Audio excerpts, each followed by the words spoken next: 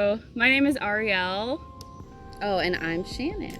And this is the first episode of Mystic Sister.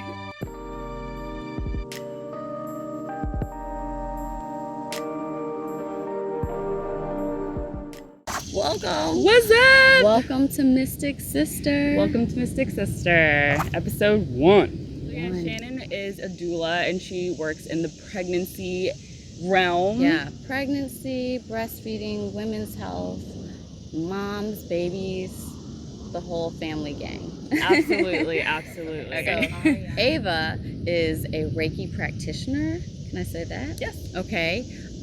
So she does energy healing. She also is an artist and has some awesome songs. One of my favorite artists, one of my favorite people. Oh, thank So yeah, you. I love bumping your music in the car. I feel like I left something out. Reiki. Life coach. Yes, life coach. Yeah, life coach. I'm here to help. We're both here to help others. Yes. Absolutely. And to be honest, now that I think about it, it's just like maybe that sense of cultivating all of this like self-love so early in our lives has led us to just that path of like really wanting to share that and help other people. Definitely. Still a little bit of creeping self-doubt, but I think that's just meant to inspire me right now. So a little bit of that's just creeping in as far as me being newly into the self-employment, starting my own practices and all that. So that's just it. That's gonna creep from time to time. For sure. How about you? Yeah, I mean, work done. This was a really productive week, but that's why I wasn't sleeping. And a little cranky, a little on edge. I think Mercury's in retrograde right now. No rest. So I'm looking forward to just, I guess, taking it easy for a couple of days, at least this weekend, before I jump back into ideas and planning and work and chaos. True. Yeah. Sister. Yeah. We're so happy to launch this project together. Shane and I have known each other for a long time. Let's just say a long time, because I actually lost track of the years. I don't know. I don't think I can count them anymore. We were kids. We were in elementary school. Definitely were in elementary school. And now we're grown as women. We've grown, but still feeling like a little kid. Absolutely. As we always do, especially together. And I think that's a good segue into the topic of our first episode. Yeah. Being your own bestie. And to be honest, I think that's what really connected the two of us. Yeah.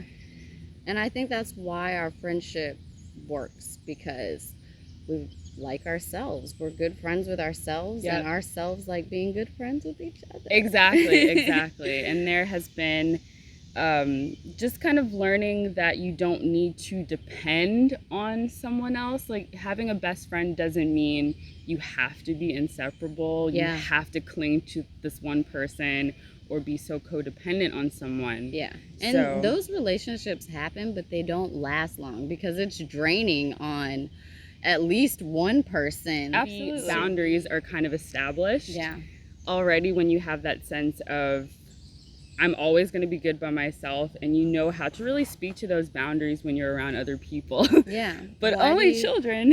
Yeah, why do you think you're so good with being by yourself? I think I'm so good with being by myself because I did develop that sense of being my own best friend, being an only child from pretty much birth. Yeah. Up until I was like a teenager. I do have a half brother, but I never lived in the same house with that person. So I learned how to cultivate my own space, like my own safe space, and knowing how not to be bored. Got it. Yeah. Yeah. So, I mean, I've always had a very big and active imagination. So I think that also in and of itself has become my best friend. Yeah. Like my mind, writing and escaping into that world, or collaging, or playing with dolls or whatever. Yeah. That has always been my safe space, my comfort. Yeah. Absolutely. Yeah. How about for you? I really did enjoy growing up by myself, and I definitely think that it's made me a very independent person. Definitely. And I really appreciate that. That's a quality about myself that I like. Yeah. And yeah, I mean, just getting really good at talking to yourself too, like that self-talk. Yep.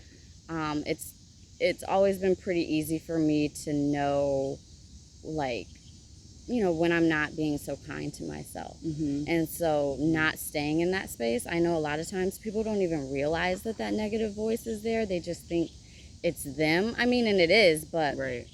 that's not like who you are. And so I just, yeah, you know, I enjoy having conversations with myself and just like I would a friend, and not necessarily talking to myself, although that does happen sometimes. Yeah, absolutely. But like you said, journaling and just like some of my creative expressions, and a lot of those things that I do aren't really group activities. Like, you don't, I mean, you could like journal with other people, but that's really like that and scrapbooking. Those are just like personal, like get to know yourself time. They are. It's a space you can create to see what you're actually putting down reflect itself back at you, and just like having that moment with yourself, for sure. Do you think that being your own best friend also means being able to go out alone, like do things by yourself, or is that kind of different? Definitely. I've done that most of my life, and I actually quite enjoy that experience because you can be on your own time. You don't have to wait or wonder if like this person wants to stay longer at an event or anything. You don't have to, you know, you're not relying upon each other for your moves, what you're doing. You can drop out and leave places when you want. You can show up whenever you want, be on your own time, and really connect with people that you want when too. You know, sometimes I feel when you're around other people or going out with other people, there is one person that's kind of the follower and one person that's the leader sometimes too, in a way. And you know, everyone's going out for different reasons. Sometimes you're going out to like have a good time. Sometimes you're going out to escape. So it doesn't necessarily mean that you have to do much other than just be there. And it can feel like, you know, an imbalance when you're just like having a good time and you see the other person chilling and like, are they having a good time? And they are, but they just I'm just kidding. But yeah, I love going to shows by myself. I feel like I done meet that in a people while. more. I have like, I go plenty of places by myself, like running errands, grocery store, gas, just like library working, but I haven't like done something fun with myself in a while, I don't think. I think these days when I have time to do something, I'm like calling someone up like, hey, I'm gonna be free this day. But I haven't done, so yeah, now I'm thinking about that. I might go see a movie or something. Especially a lot of shows, like, I mean, me and my boyfriend do have similar music tastes, so we do align with certain artists, but there's certain artists that he does not listen to that I really love and enjoy, and I will just go to a show by myself, and then I end up meeting new friends. Which is always fun. If you're uncomfortable then, like, being by yourself, how do you take steps to, I guess, be able to enjoy yourself and, like, go out on fun things? Because a lot of times people feel awkward. They feel awkward about eating alone or being out somewhere, dancing by themselves. So how do you kind of get from point A to point B?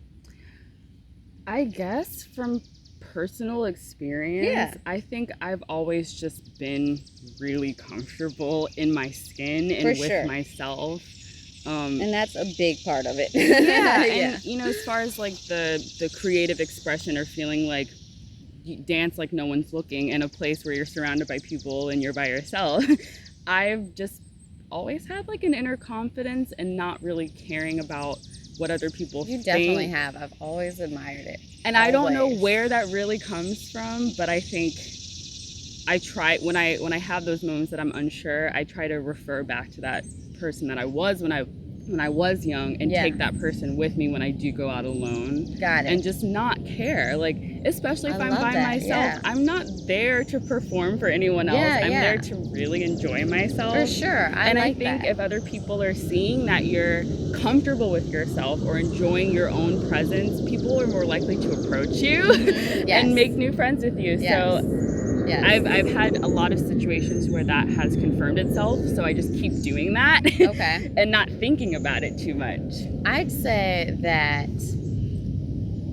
being my own best friend, or like growing up by myself, what has kind of come out of that for me is that I don't tend to care much about what people think. I mean, I definitely have those moments, especially with my work and like creative stuff that I want to put out. But in terms of like just being out, or if someone were to see me by myself, I could care less what they thought. Yeah, true. And I think like just freeing yourself of what other people are thinking. You're out to have a good time with yourself, and like that thought is just gonna get in the way of that fun. And just like push that out of the way. Like, you're here to have a good time. Exactly. Who cares what other people are thinking? Absolutely. They and probably wish they were on a date with themselves. If you honestly can't enjoy your own company, who else is going to enjoy your company? Like, you have to think you're the coolest person in the room, and not like to be better or cooler than other people, but like you should think of yourself as like the best person that you would want to meet. You're awesome. You are awesome. Keep believing that. I believe that. And I think too, like, if I can be really honest, and like this can segue into, you know, some of the life work stuff that we do, but I think for me personally, having that sense about myself, I try to encourage that in other people. You know what I mean? Like, if I see someone is kind of struggling with like feeling a certain way about themselves, I will particularly find a quality in them that I feel like they should be proud of, and bring it out of them. Like, you know, like I think it's important for other people to inspire others to love themselves if they feel they love themselves. You know what I mean? Instead of, I will segue, we live in such a worship culture. People are so concerned with being liked and worshipped all the time. But yes, but I feel like on an everyday basis, we should all be like inspiring each other to be the best versions of ourselves. Press the like button of yourself. Yes, that's it though. Yeah, totally. And I think that's probably a lesson from the whole be your own bestie from childhood thing. It's just like, that's what I want to see in the world. Yeah. And my favorite thing to do when I'm working with clients, especially when they're scared about something, or if they have this attitude of like, well, I can't do it, then I always say, well, what would you say to your friend if they came to you and was like, I want to make this change and I'm scared to do it? You would probably be like, go for it, friend. Yes. Go for it. Do that. And I'm like, okay, now take that advice and give it to yourself. Exactly. Give it to yourself. So funny enough, we met at church. That one Sunday a week. Well, not really. I mean, we were there other days of the week. But that one Sunday we knew, you know, we'd see each other for the most part. And I lived in Maryland. And I lived in Virginia, and we went to church in DC. So and that's part of it too. I don't even think we ever had a chance to be codependent. I mean, this was before like social media and stuff, so we just had to pass notes in church, and then wait till we saw each other. And those notes, so funny. And I'm only slightly older, but I guess when you're a kid, that's everything. And I was always the one to get in trouble, because they were like, you're the oldest, you need to be setting an example. Stop writing notes in church. I didn't even know that was happening. Oh my gosh, all the time. My parents, but not just them, like elders in the church would be like coming after me. We used to meet up, we used to have sleepovers are, when we would have these sleepovers, it was just like us bringing our two separate only child lives into one space. And those two worlds coexisting and working. I was gonna say too, like it's rare that I have had a friend all my life that I feel like has the same values too. You know, because some people know each other for such a long time, and people really do grow apart. Because people do settle into themselves and the things that they value, and their true colors come out. But I feel like the two of us are very similar, and I think the things that we value are just really good and like just generally good. We don't give people that we know hard time, and like, I don't feel like that's kind of like a very negative thing to think, that like only children Oh yeah. are just so used to getting what they want. Selfish, but I feel like selfish brats. that does kind of say something. Yeah. But really lasted through a lot of transitions. I will say the one thing, and I feel like with a lot of my long-term life friendships that I feel holds us together, is laughter. Yes. We do have a good time. We have a great time. We have the best inside jokes. Like, I mean, different for different friends, of course, but like, she's one of my oldest friends, and our jokes go back years. Yeah, that we still remember. Yeah, and it's like stuff never gets old. Yeah, Mystic Sister, we have come together, Ariel and I and Ariel, to do a blog and just basically share some spiritual wisdom, but life in a very just relaxed manner. No pressure. We're not going to use, you know, a bunch of crazy wooey words, although I love them. But we're just, you know, keeping it real. I can't believe I said that. Keeping it real. Like, it's a conversation. We're inviting you into the park with us, and we're having a conversation and sharing our life experiences and just the things that are important to us. Absolutely. Hopefully something that we say can illuminate something for you. Yeah. And if it does, share it with us. Share it with us. Share it with us in our comments, and you can find us on social media. You can find us on social media. For right now, Mystic Sister will live on the Treasurhouse Projects Instagram page. There will also be a YouTube page, but we will leave all of that info. Yeah, and what about you? Oh yeah, sure. So as an artist, I go by Ava Redflower, so AIVA, Redflower. And then I have Redflower Reiki as my life coaching and healing practice as well. So we'll leave all that special info. And you can find me at Pregnancy with Mrs. B. We'll have updates and clips and videos, and BTS. You can hit us up there. KIT.